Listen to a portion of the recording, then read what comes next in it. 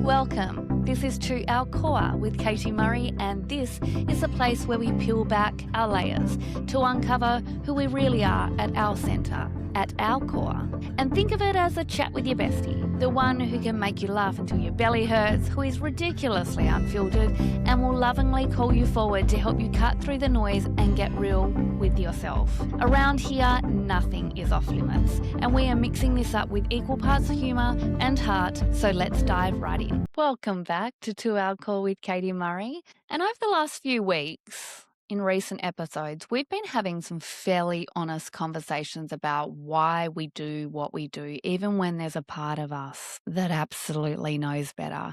We have talked about emotional safety and about how calm can feel really unfamiliar, and I shared about that lack of familiarity in the launch that I recently did in January for the self-sabotage solution, and how the calm that I felt actually felt quite unnerving at the start until I clocked what was happening for myself in my brain and my nervous system. And we've also discussed about how busyness and productivity can sometimes be coping strategies rather than personality traits like we wear as like a coat of armor.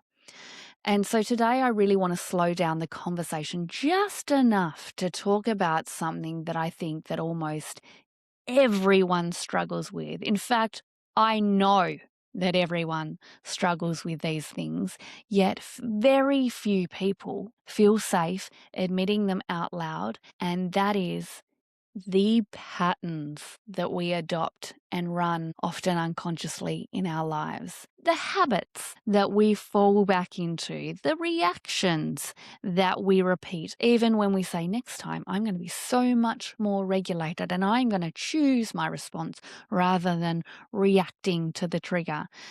The behaviors that we promise ourselves that we absolutely are never ever going to repeat and do again, and then yet somehow we do. And so maybe for you, you see that cropping up in your life, like people pleasing or procrastination that's then followed by this surge of panic and adrenaline because you've absolutely left the thing to the last minute. Or maybe it's simply staying quiet about something that really matters to you and you don't honor your voice in that. Or perhaps you relate far more to the over-functioning at work or even at home, and then feeling really resentful that no one notices how much you're carrying. Shout out to the mamas who have that many tabs open, yet wear it like it's a responsibility and it's a badge of motherhood. Maybe it's that you see it showing up in your lives when you walk away from opportunities or relationships or conversations before you can ever be rejected. And often, when we notice these patterns, the very next thing that actually shows up is shame. That inner voice that says, why am I still doing this? I should be so past this now. I've had this little internal chat with myself, and I'm not going to do this again. I'm not going to react this way again. I'm not going to continue to people please and overperform and procrastinate. I don't think anyone else is struggling with this issue just like me. That's the voice that shows up. So today, I want to gently challenge this concept or idea that shame is what helps us change. If we could just shame ourselves into transformation, then we'll be okay. Then we'll be better. Because actually what my work, whether it's across leadership spaces or one-to-one conversations or organizational cultures, this is what I see again and again and again. Shame does not interrupt patterns. It does not create sustainable change. Silence, which is the best friend and bed buddy of shame, silence doesn't heal them. It does not heal the patterns or the behaviors that are holding us back. And I can also tell you, spoiler alert, that having the approach that you can white knuckle your way through self-improvement, that also does not create lasting change. Instead, I want to talk today about what actually creates change is honesty. Standing in the truth of your behaviours and your patterns. Honouring your inner truth about what you want, what you desire, what you need. What actually creates change is safety. And being willing to bring those patterns into the light without turning yourself into the problem. So yeah, we're going to talk about how you can break free from old patterns without shame. We're going to talk about why silence keeps those patterns well and truly alive, and how speaking with honesty and authenticity actually, in fact, dissolves shame and silence power over you. So let's start here. Most people assume that if a pattern keeps repeating, it must mean, particularly a pattern that they don't love about their own selves or their own behaviours, it must mean that something is categorically wrong with them. That if they were just more disciplined or more self-aware or more healed or more confident, then the pattern would disappear, yeah? Yet patterns in itself, they're not actually evidence of failure. What they're evidence of is learning. These behaviours that you have created, these patterns, they once kept you safe. Think about them like well-worn paths in a field. You don't consciously choose them every time. You walk them because at some point they worked. And with the working came a sense of ease. So take someone who avoids conflict. On the surface, you might perceive them as being very passive in their life or just like totally cloaked in fear. Yet underneath, that pattern may have formed in them very early, in childhood potentially, in a family where conflict felt very unsafe, very unpredictable, and very emotionally costly. And that last thing that I mentioned about emotionally costly, when I talk about safety, I'm not just talking about your physical safety. I'm talking about what creates a nervous system that makes it feel safe. And that nervous system has learned along the way, you know what, when it comes to conflict, just stay agreeable. Or shut up, stay quiet, because that will ensure your safety. You won't become the target. No one will point a finger at you. You'll be actually seen as the easygoing one because you were agreeable, and therefore you might even be more liked. And that's not weakness. That's your nervous system operating from a place of intelligence. Or consider the person who over-prepares, over-delivers, and over-functions at work, and they might have all these labels about themselves that, I go really hard, I give 110%, I'm just a goer, I'm unable to switch off, I've got a good work ethic. Yet often that pattern has come from environments where approval was conditional for them, where being of value or being productive actually was what was tied to worth or usefulness here. So the pattern isn't saying to you, you're a failure, is actually saying this once helped you belong and actually worked really well, and people actually commended or complimented you on it. So keep doing it because that's worked out really well for you in the past.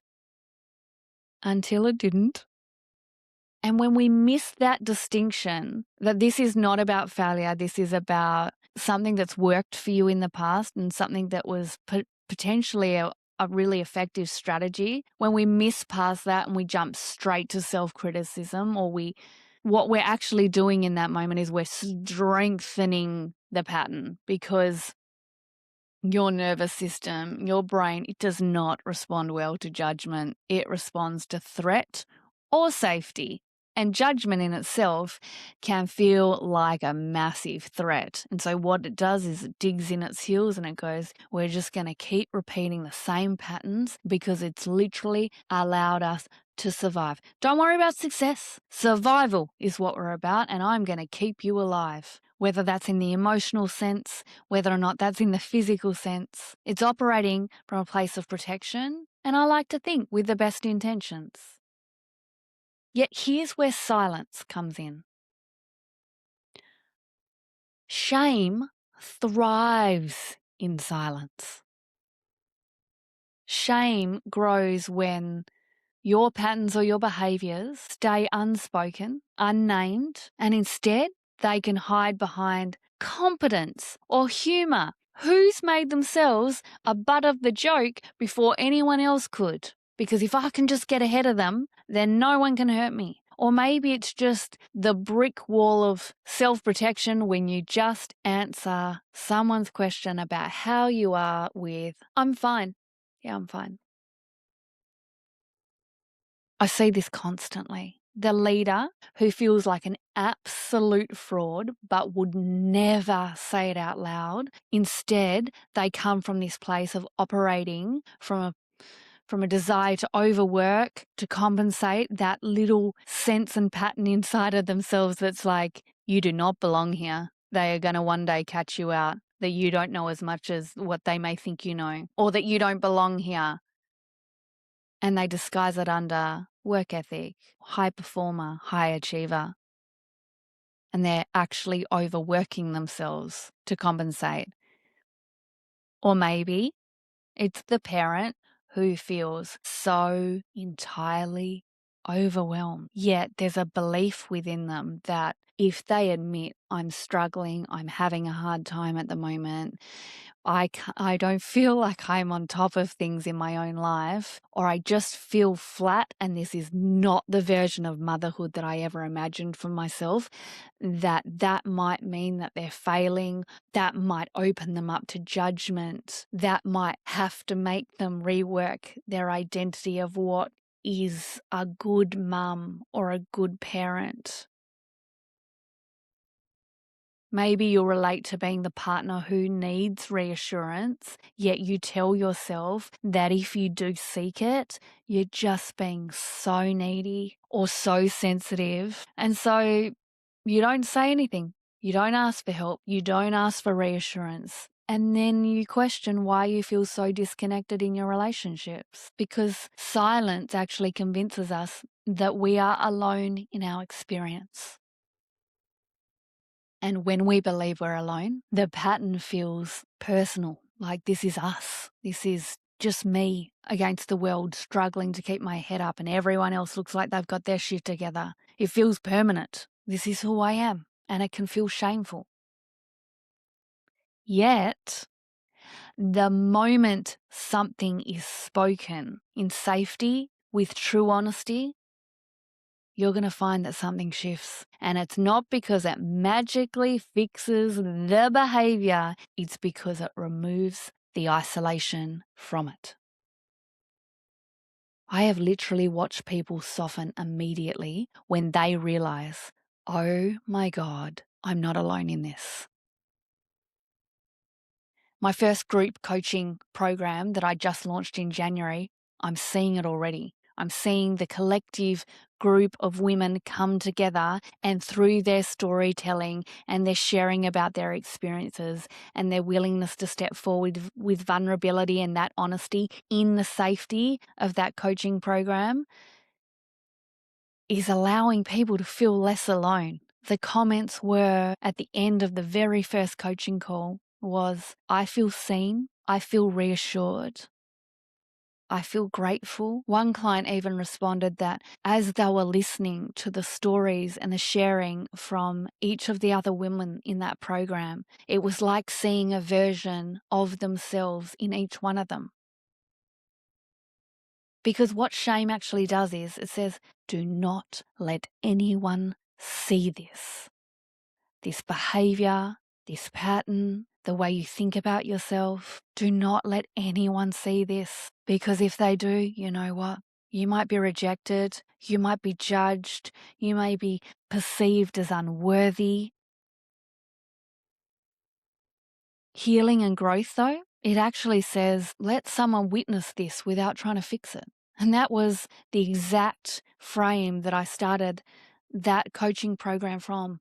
The first coaching call is about awareness raising, and that can be confronting in itself for people that are performing and overworking and functioning and want quick fixes and want to race through this and then want the transformation at the end of it. Actually, where it starts is, let's hold each other in witnessing where we're at without shame. Let's remove that by removing the silence around it. Let's hold ourselves in this shared experience of life and humanness.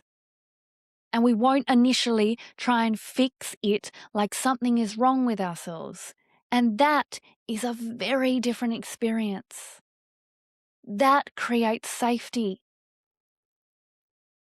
And there is something so profoundly regulating and empowering about telling your truth, especially when that truth isn't polished or pretty or even resolved. Like, you haven't worked through all your shit and got to the conclusion and you can now say, this is what I've learned. It's when you're in it, and it's not even the dramatic kind of truth telling or the oversharing kind. It's the simple, grounded honesty of, this is so hard for me right now. Or I don't actually know what I even need yet. Or I keep doing this even though I don't want to.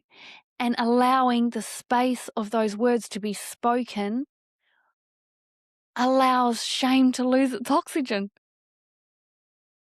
Because shame absolutely relies on secrecy. And it relies on the belief that if people really knew you, you would be rejected or found to be unlovable or found to be unworthy or not good enough. That is what shame relies on alongside silence. And when the rejection doesn't happen, when you find a safe space to speak your truth, and you're actually met with understanding instead, that pattern, guess what? It's going to start to loosen all on its own. And that's why I start the Self-Sabotage Solution Group program with that, with community building, with safety, with honesty, with awareness, with witnessing, with understanding. Because there is the foundation of the pattern starting to lose its grip. And that is why authenticity isn't just a buzzword. And that is the most consistent feedback I get from this podcast and from my Instagram and the work that I do one-to-one and in much larger workplaces is, wow, just so authentic and real. And you know what? We are all craving it. And the thing is that every time I would choose to be inauthentic or perform or try and be what I thought someone else needed me to be, I denied myself. So I was never, ever, ever going to walk away from those experiences feeling like I did a pretty damn good job, because there's this internal wrestling inside me that says, you were just acting. And I tell you what, it will never compete with you just being you. It'll never compete with true authenticity and honesty and vulnerability and just being like, here I am, I'm good enough, and I'm not here to impress you. My number one job is to act in integrity in order to impress myself. Because I cannot control what other people think of me, even when I'm performing, even when I'm trying to be everything that I think everyone else wants me to be. I still can't guarantee that they're going to perceive me in the way that I want. So if I can't control that, then the only responsibility I owe myself is to me. That I know at the end of the day that I was embodied in the integrity of showing up as me. And in that experience, I build self-trust that I'm okay. That regardless of the reception or the response from others, that I stayed true to myself. And when we look at this, it might be easy for you to think that I'm just talking about personal experience or my one-to-one work or even group programs, but this applies across workplaces and leaderships as much as it does as personal relationships. Culture, when people can name uncertainty and ask questions and speak openly, challenges a need for there to be defensive patterns in existence. I recently ran a poll on Katie Murray Coaching Instagram to that community just in regards to their workplaces. And I asked them a series of questions. And they were like, when you think about your values in the workplace and the workplace values, do you feel like the workplace is embodying them, or do you feel like they are just merely posters on the wall to say we have values, this is what we stand for here, yet it's not lived, it's not breathed, it's not embodied? Or is it even a case of what values? Like, I'm not even sure what our values are in this workplace. And the results from those polls were, unfortunately for me, not surprising because I see this struggle happen so much. The overwhelming response was that values are just posters on the wall that look good to the executive team or the CEO or the corporates. We've got values, we can hang our hat on them without actually looking at the actionable ways that they are lived and breathed within the organisation or the workplace. I asked people whether or not their leaders communicate effectively with them, and they said overwhelmingly no. When I asked them whether or not they felt safe enough to be able to speak openly in their workplaces around potentially issues of uncertainty or questions or their curiosities, the overwhelming response was no, they do not feel safe enough.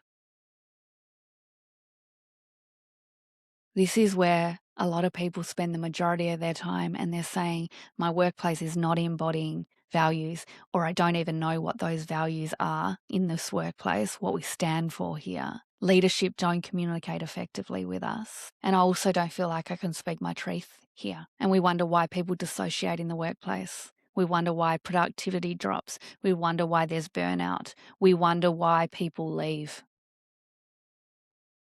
This is the work that I do with workplaces and organisations. Because if you have people that aren't speaking up and you have leaders that aren't communicating effectively, and by the way, one of the poll results was, what do you think your workplace could be supported with in regards to training and professional development if your workplace even offers you that? And they were like, leadership, team building, communication, alignment. And if you have people in your organisation that can't speak up, you know what? Silence creates a really rigid environment. Yet honesty, like true, transparent honesty, actually promotes integrity, productivity, unity, and alignment. It promotes healthy culture. And, you know, I could probably reel off a lot of strategies that maybe you've tried to implement in your own life or within the workplace, and they've been designed from a place of wanting to fix the patterns, and you've maybe pulled out some productivity tools or training, or maybe you've really tapped into some mindset hacks, or you're just promoting this message that more discipline is actually what's going to create the change. Yet a lot of people are missing one very, very key ingredient. And that is that without safety, those tools, they just become another way to shame ourselves. If the underlying message is, I need to be different, i.e. the mindset hacks and the productivity tools, I need to be different to be acceptable, then your whole system is going to resist to that. Your nervous system, your brain's going to be like, what? I'm not enough? Yeah, this reinforces my belief I'm not enough. I've got to do all these things to be better, to be different, to be acceptable. And real change actually happens when the message that's being conveyed is, I'm allowed to understand myself first. That's why I start with understanding first in the self-sabotage solution. When we come from a place of understanding and not shame and not trying to fix, you know, that's where change the foundations of change can actually be formed. And that's true whether you're working on personal habits or organizational culture on a much grander scale. Let me be really clear with you. You can't performance manage your way out of fear. You can't shame yourself into regulation and change. And you certainly cannot optimize, which is a word that's used a lot in the workplace and within organizations. You cannot optimize yourself into self-trust like it's a ticker box.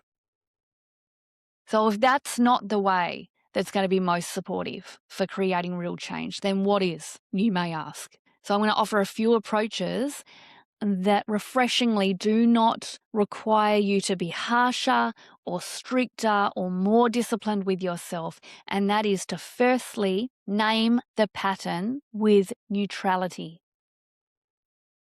So instead of saying, oh, I always mess this up, reframe it. Say, I notice that I do this when I'm under pressure. It's an observation, it's compassionate understanding, and language matters, which is why I studied neuro-linguistic programming. The brain, neuro, linguistic language, programming, the patterns, behaviours, and programming and conditioning that we've received that then shapes our reality and our experience of our life and the world. Language matters. And neutral language keeps you open without criticism. No defensive walls need to come up with that. I'm just noticing that this is what I do when I'm under pressure. Curious. Second of all, ask yourself, what is this pattern protecting? Because absolutely every pattern has a function. So saying or asking the question of, what does this actually help me avoid, manage, or survive here, or in the past when the pattern was formed? What has this helped me avoid, manage, or survive? And let's be really clear, you don't have to agree with it. You don't have to rationalize it. You don't have to be like, yeah, I don't think that's a good enough reason, because logically, consciously, that's actually not really a threat to me. Because if your nervous system and your brain has this belief around this, that actually this pattern has avoided rejection or has allowed you to survive and keep functioning by shutting down and freezing and just going on autopilot, that's the root cause. And no amount of conscious rationalizing of that's not a good enough reason. You don't have to agree with it. You just have to notice, what does this help me avoid, manage, or survive? Just from a place of understanding, not agreement. The third one is reducing secrecy. You do not need to grandstand and grab a megaphone and declare all of your deepest, darkest secrets in order to be able to reduce shame, to reduce the silence. However, you can choose one safe person or a space like I've created in Self-Sabotage Solution and my coaching programs where the pattern can be spoken without needing a solution. I'm not in this work because I think that I'm the one that should be giving the advice or fixing people like they're a problem. I'm here in this work because people need to be witnessed in their experience. As the first measure of support that you can provide someone is witness them without fixing it. And you may even be thinking, maybe you haven't had an experience with coach, maybe you're not one of my clients, and yet one person, one friend comes to mind when I say go to a safe person or a safe space that you can speak your truth without needing a solution, that you don't need them to fix it for you. You don't need them to give you advice. You don't even need to over-explain yourself. You can just speak what's happening for you and be witnessed in that and supported in that. That's what I offer on my coaching clients, and maybe you've got that available to you in informal networks. So think about how you can really start to reduce the secrecy, because that's where shame will lose its grip. That's where shame kind of powers down and be like, shit, she's just spoken it out loud. Now what are we going to do with that? And they didn't reject her. Oh, shit. This is really starting to undermine my belief that shame needs secrecy because otherwise they'll reject, because she's just spoken her truth and she was witnessed in that and they didn't judge her or abandon her. Damn it. See how it loses its grip. And fourth, I invite you to separate your behavior from your identity. You are not the pattern. Your behavior is not you. You are not your thoughts. We can have a lot of thoughts in our head every day and we don't actually have to own them.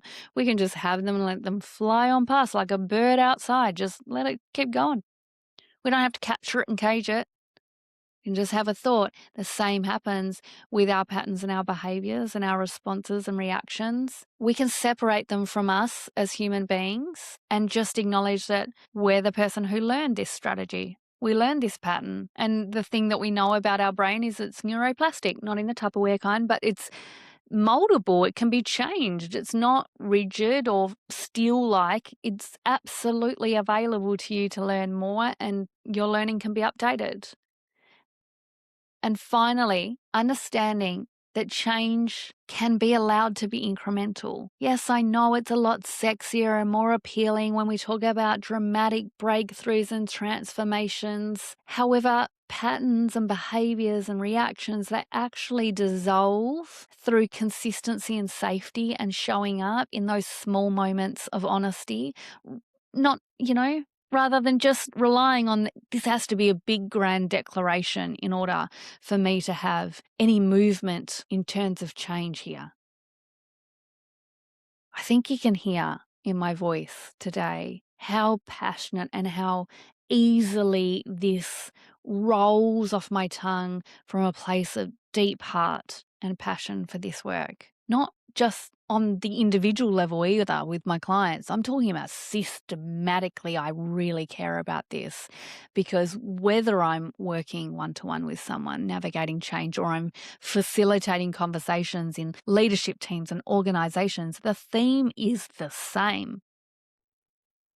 People do not need more pressure.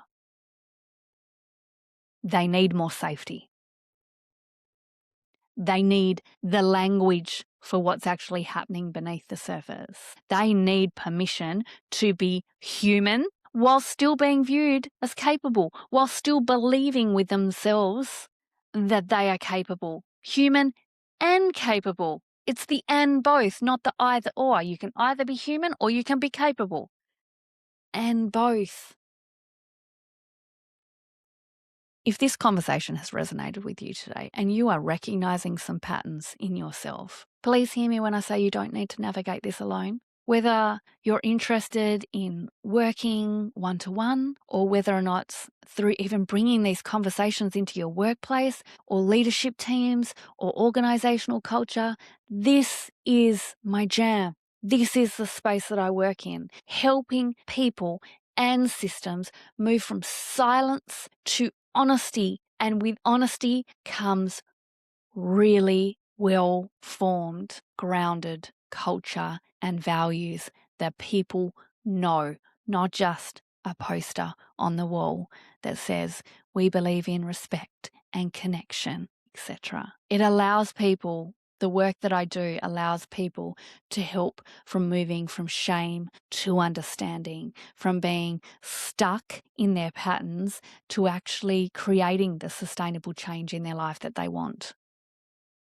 And so for now, I'm just inviting you to just notice what's landed for you in this particular episode. What has made you go, oh God, it's like she's reading my mind, or wow, she's describing my workplace. Wow.